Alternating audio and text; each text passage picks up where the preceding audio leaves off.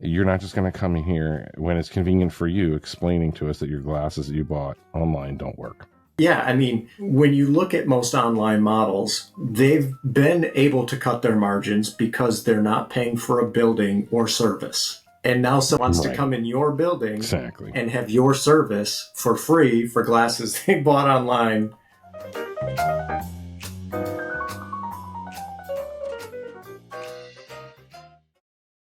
Welcome to Optometry Profits Revealed. This is Peter Precht, your host. Today I'm here with Mark Clark. He's the VP of Digital Solutions at Modern Optical International. And without any further ado, I'm going to turn it over to Mark because he's got some interesting statistics that we're going to dive into today. Yeah, thanks, Peter. I appreciate it. I appreciate the opportunity to come on, and I like the title of the podcast. I always love talking about profits. It's it's in my heart. Been an independent in the industry for a long time. I guess I'm going on 22 years now. So it's at the heart of what I do, what I love. Yeah. So thank you so much. And as a part of that, I'm always reading as much as I can and diving into data and really trying to take my own spin and own look at statistics because there's a consensus about them that's out there and they get interpreted certain ways. But, Right. I kind of look at them holistically and look at where is everything going, and you keep a pulse on capture rates. So tell us where we're at right now in the industry for capture rate. The latest numbers I had seen, which aren't that new, but the 64% is what I had seen somewhat repeatedly. And you and I had, have talked about this briefly. That's a number that is only a couple percentage points away from 2/3 of your capture rate, which people can kind of hold their chin high on. But it's a stark reality that it's 14 points away from 50-50. First of all, that's an average. So that means that there's some offices far below that. Right. Up into the average by some that are higher. Right. Yeah, so that distorts things right there. Right. So we don't know how low it dips, but we think about capture rate and the consultants tell us how to calculate capture rate. It's based on you do this number of exams and how many sales per that number of exams. So how many did you capture? And I feel like in today's world, that's an outdated statistic in a little bit. I think so. And the reason why I say that is because I think today's e-buyer or online consumer is in the multiple purchasing business. We base capture on a single pair. And so we know based on how many exams, how many single pair sales you have, but we don't know how many times you're missing the boat altogether. Are they buying a second pair for the shop, for the boat, for golf, and they're not buying it with you? Right. Or even knowing to buy it. Exactly. Being educated to go down that road. That is an interesting point, though, about how that capture rate number can be skewed, because it isn't all encompassing when you think of. Yeah, it tells a little bit of the tale of the health of an office, but it's not really the whole tale. And in a modern e-commerce society, there's two other statistics that make me question the validity of the traditional thinking of capture rate. Right. The other statistic that's interesting to me when we look at online sellers is that Warby knows when they open a brick and mortar in a city, that their e-commerce sales in that city will go up by 50 to 60%. So they know that their people their customers who come into that brick and mortar will also then later go online and buy additional. So they've combined the online and the tangible. Yes. their numbers show that directly. Yeah. Yeah. And a brick and mortar pushes their online capture higher. The other interesting number that makes me question traditional thinking about capture is the fact that men bought, say, X number from Warby. Women bought 2 times as much from Zenni at $6.99 or whatever Zenni is. Right, They right. spent twice as much at Zenni than men spent at Warby. And at first, as an optician, you're thinking, wait a minute, this is backwards. Right. Women like glasses better than men. We have twice as many women's glasses in our dispensaries as men. That's exactly what I'm thinking. Yeah. But the more I thought about it, I said, no, women are proven to be the number one healthcare buying decision maker of households. So those pairs aren't for them. They're for little Johnny who breaks his glasses every 2 weeks on the playground, or husband who can't find his reading glasses or his golf glasses anymore. Yeah. She's that primary decision maker for health situations in most homes. And so that explains that skewed Zenni number to me. Right. Which, again, I tie that back to capture rate because those are second, third, fourth pairs that are not getting measured by traditional capture rate. Those are sales. So right now we're estimating, we say based on capture that, 36 to 40% of sales are walking out the door.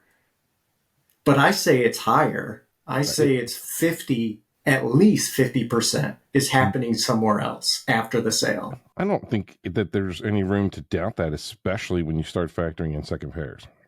Yeah. Because as crazy as it sounds, that $6.99 pair, people will just rebuy it and rebuy it and rebuy it and rebuy. I mean, and wouldn't you rather that be your practice? I mean, it makes all the sense in the world to give your patients and your opticians capacity to offer to their patients the ability to remote frame style, to remote capture PD, seg height, do everything short of the actual close of the transaction remotely. Offer it to them. Give them that hand-on ability. Not just that, but when someone's remote frame styling from their coffee table, their living room, they're selling the product to whoever's watching. Yeah. They're selling the process to whoever's watching. It's an instant win. Where did they come from? No, they didn't come from IC clearly. They came from Dr. Jones. Oh my gosh, Dr. Jones has frames that look like that. Boom. Right. And, now you've opened up an entire other avenue of those additional sales. And you can cater this to whatever demographic you're looking for. So it does connect with what you're saying. And it does make complete sense that the numbers are way skewed that we see that are based on, this many people showed up and this many bought. Right. It's just not that simple, Yeah. And, the next thing that people will say is, well, I can't compete with that price. I can't compete with those prices. And what I say is it's not about price at all. Online shopping isn't about price at all. Right. It originally was because way back when online shopping started 20 some years ago, we were all skeptical. None of us wanted to put our card in there. Cool. None of us, I think it's largely out there now. People are skeptical. Well, but I mean, back then a cell phone, it didn't even, it wasn't a touch screen. It didn't have a touch keyboard. You were like typing number keys multiple times to create letters. It wasn't convenient then. Right. So the price was low to pull us in, but the prices aren't necessarily low anymore online. So it really, today's consumer is there for convenience. Amazon saves my card number, saves my shipping preferences, knows what I'm looking for. That's the only reason I use Amazon over some other site is I don't want to rekey all my information in. They It's know me, they convenient. got my stuff. I can just click, it ships, it's coming. It's Yep. simple. It's why I'm there. And the Vision Council data supports this Oh yeah. because the most recent reports say the number one reason why people buy locally for glasses, convenience. Yep. The number one reason why they go online, convenience. So all that tells me is some offices are convenient and some offices are not convenient. And that's the truth. Yeah. And so they're just picking one or the other, but the Right. choice is always a choice of convenience. And I think that's where That's your interesting. service is so, tied into that. It's not It, about price, it's about convenience. it's about convenience. It's about meeting people where their lifestyle is.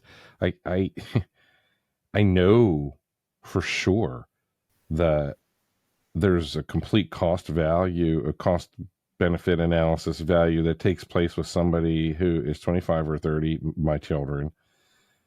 Yeah, it's just very evident. They process things Yeah. based on, well, that's going to take some of my time. And it's not necessarily how people that are 60, say people that are 60 or whatever, they're like, I'm going to use that Right. benefit. I paid for it. If we don't adapt to that different mindset, you're going to be left behind. And that's, that it is hard to, Yeah. it sounds like apples and oranges, but we're actually watching it unfold. So it's not. We know unequivocally that what we're watching is really, it's kind of unprecedented. It's a very, very interesting time in our industry, particularly on the dispensary floor, because we have scenarios where opticians are absolutely expected to be remedy fixers. And, they're supposed to do work, Right. for free. I don't really know how else to put it, but they're working for someone else and they're supposed to do other work for someone else who's not paying them, Right.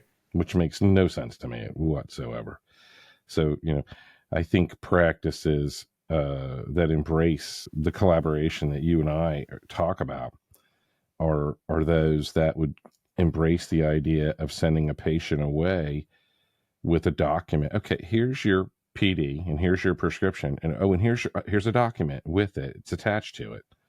That document explains very clearly what you will do when your glasses are incorrect.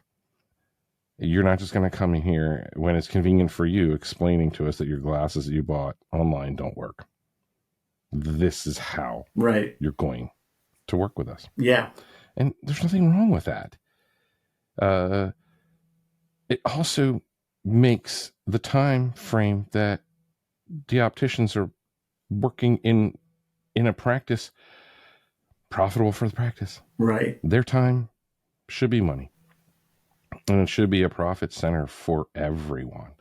So that's it's a touchy topic, but it's something we can't keep ignoring. Yeah. I mean, when you look at most online models, they've been able to cut their margins because they're not paying for a building or service. And now someone wants to Right. come in your building Exactly. and have your service for free for glasses they bought online without that margin Right. built in. No. And Right. here's how that's going to go down. and, and anybody who thinks that that's an aggressive approach, to me, everyone is in business to make money. And, you we have the luxury in optical that we have fashion with medical. I'm not saying it doesn't exist at all anywhere else, but it is an integral part of what we do. Right. And, there's nothing more annoying than, I hate to coin the term face furniture, but it's disturbing when a look takes place, a fashion look that takes place out there, and people have no idea what they're doing in relation to their prescription and a set of glasses, and they're just ordering them. These keep falling off my face because they're 7 times too big for you, sir. Right. I mean, okay. Well, now we've resolved the problem, Yeah. But in the meantime, where's the business? Yeah. And you brought up something really interesting because being that Ocho is one of the only true to life sizing VTOs, I get large online sellers coming to me who say, my return rates are through the roof because customers can't tell if this fits them. Right. And they're trying to remedy that and find ways to solve that. Right. And that's where, a fitting kit or Ocho or a combination, Correct. can address that issue. Yeah, because it's not just a specialty niche for, a patient that is immunocompromised, a patient that is, in a wheelchair. It's not just, or a special needs child, it's not just for them. It's for people that want a different use of their time. In my schedule, I have an availability at 10:30 on Tuesday night. Right. To look at glasses. Otherwise we're looking at 3 months from now. Yeah. I'm not quite that busy yet, Mark, but I'm working on it. but that's the life of that is a very, very, very real scenario for a whole lot of people, especially when we get into the chorus in the bigger cities. Yeah. I, here in Nashville, have a colleague. Actually, she just moved out to California, and you may know her, May Wen. Yeah. May, does a white glove service of eyewear. And it's all about, that special touch, that special curated collection, working on their time frame, working around their, unique constraints, whether it's a musician in Nashville or a politician or something else. And, working within those sports star, Eddie star. I mean, the celebrities this is a challenge for them. It sounds crazy, but it is. It is. And that's why she moved, tried to move closer basically to LA and California to be in a larger hub of those clients. But, the thing about convenience, Peter, that is so interesting to me is, we get this idea that online is cheap and remote fitting has to be cheap. And this can be white glove service at its best. And when we think about convenience, when I'm out at a show and I'm giving a presentation at a show somewhere, one of the things I always do is I buy a Coke there at the convention center. At the convention center, a Coke is like $6. Right. It's only that because it's there. Right. It's convenient. It is. I could leave the convention center, walk 2 blocks to a gas station, and pay $2 for it. Right. And it's still overpriced. Right. And so I could walk another 3 blocks to the grocery store, buy it in a 6-pack for 50 cents, and it would be warm, lug it back to the hotel, put it in the hotel refrigerator. Tomorrow, I could have a Coke that was cold that I paid 50 cents for. If I have the forethought the day before. Right. Or the time. If I want one right now, I'm paying the $6. Exactly. Yep. That's just how it is. That's exactly. And it's you're providing a higher level service, and you can charge for that higher level service. I agree. I really think that's what it's about, especially with your product, is let's provide a white glove higher level service. I've had accounts that did early morning appointments for executives. And they loved it because they would close the office early that day, usually a Friday, get out at noon. Staff loved it. And they said, those early morning hours are our most profitable hours. We served our most high-end clients. They loved the extra service. That's awesome. And we're all happy. Right. And it's the truth about the where the convenience fits and where it becomes, not a fit. And that it is individualized, and it does go across different boundaries. I had a previous career in safety eyewear, and that is often a setting where people tend to, for lack of better words, fall in love with their on-site optician who fit them for their safety glasses so now there's a weird disconnect where they patronize a certain office that's a couple towns away or whatever, and but they really like that. So how can they blend the two of those? And you and I have answers for those things, and not everyone does. Yeah.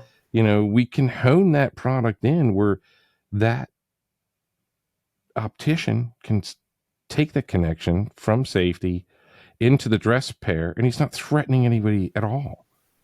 The sale is going back where they're from. Right. He's developing his own business on the side with this patient, implement virtual try on so you know exactly what's in that kit. Right. So when they're leaving their on-site fit at work, they've got the dress wear kit, and there's no conflict of pay there either. Because, when someone's fitting for safety glasses on site, they shouldn't be fitting for dress wear. That's double dipping, and I think it's ethically wrong. It really, it's a good example of an outside connection, the way that you and I are talking Right. about having an optician be able to expand on their ability to share their knowledge, but do it the right way. And do it in the right manner, and that goes so far as to those kits connecting back to the practices of where they come from. Right. That makes all the sense in the world. Well, there's so many angles that we could end up going down, and I could talk with you for hours. I really think at this point we'll put a cap on this, but I do want to talk with you again because I think there's some other numbers that we could incorporate that are not just numbers that are misconceived or misconstrued, like capture rate. Right. I think we could connect some of this data with second pairs and third pair sales, and they're not. Yeah, there's a lot of data. Accurate projections aren't out there, and again, they open up a whole other series of directions for us to go down once we begin talking about that. So this has been fantastic, Mark. I really appreciate your time. It's exciting to uncover and dive into, like we talked about, the profitable aspects of independent optometry, but right in that dispensary, we're going to involve the perceptions of the optician. It's critical. To me, they're right in the forefront of the profits of any practice. So the more they're involved in this, the more they're helping to utilize that technology. Ocho's product, iSeeClearly.com, they're a tool for opticians to grow what they do and have profits for the practice. That's a rare win-win, not just in a collaborative sense for you and I, but Right. for the practice, for the optician, for the patients they're getting ready to see, and they're seeing right now, those that are taking that PD in their prescription and walking, this is real product that can connect with them. Right. And it's huge, so thank you so much for this. This has been awesome. I'm looking forward to our next round. And yeah, likewise. Take good care, Mark. Have a great rest of the week, and thank you, everybody. I really appreciate you guys tuning in to listen to Optometry Profits Revealed. This is Peter Precht. If you have any thoughts that are positive and you would like to talk about anything that we've talked about further, please go to iSeeClearly.com and contact me. We'll set up a short consultation that's free and determine where we should go from there. Thank you so much. Take good care, Mark. Thanks. Appreciate it.